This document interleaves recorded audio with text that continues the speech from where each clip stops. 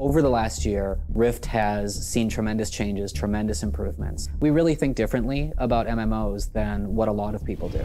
To us, it's all about the quality of service, it's all about the speed of the updates, it's all about listening to the players, it's all about getting things done rapidly that are really meaningful.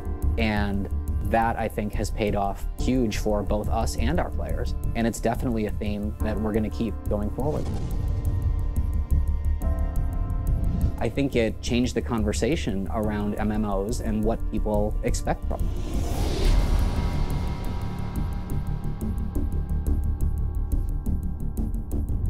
We've delivered a world event with every major patch that's come out in the past year. And so in that case, it's 7 full world events, all in one way or another, directing people to play the content that we've just brought into the world. The speed at which we put out patches and the amount of content we put out is directly related to kind of what our core goals initially were. We wanted to make a platform that was really fast for iterating.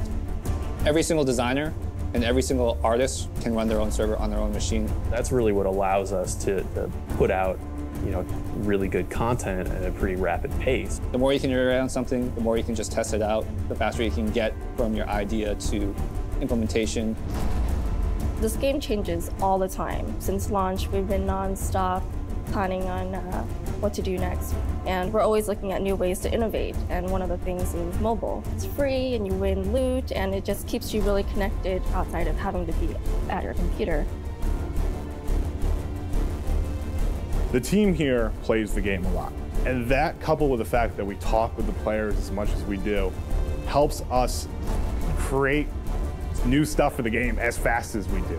Every update we do, not only do we do big new cool stuff to bring, but we just make your overall experience better. It's not that the game's easier, it's that it's easier to enjoy. We get rid of the headaches, we get rid of the frustration, and we just leave an awesome game left for you to play.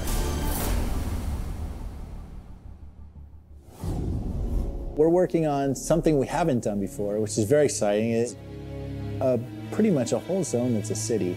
It's just so much more open and vast compared with the earlier stuff we were making. That presents a lot of artistic challenges and triumphs. It's very, very, very cool, even in the early stages. We've got a new 20-man raid coming out. It's in testing right now. It is simply amazing. We're using a lot of the tech that we got for Ember Isle. We're incorporating a lot of that into the Infernal Dawn raid. It's located on Ember Isle in the middle of Mount Carcera. Infernal Dawn is just going to blow people away. I mean, again, we're just pushing the dial to 11. I mean, there are multiple large boss fights in that dungeon. We're doing stuff with the actual creatures themselves that we haven't done before. We're able to make a boss change appearance dynamically as you're in the encounter. Lethis is comprised of this huge vortex of treasure and coins. I mean, it's just stuff that's just really hard to pull off in real time. As we get more and more tech going forward, we're trying to leverage as much of that as possible in everything that we work on. I'm really excited for the PvP changes. We are trying to go beyond the 2-faction system and trying to make a focus on persistent world PvP. PvP where you have long-term ramifications for what you do in the open world. We're going to start telling more story with our instant adventure by letting you play alongside the action.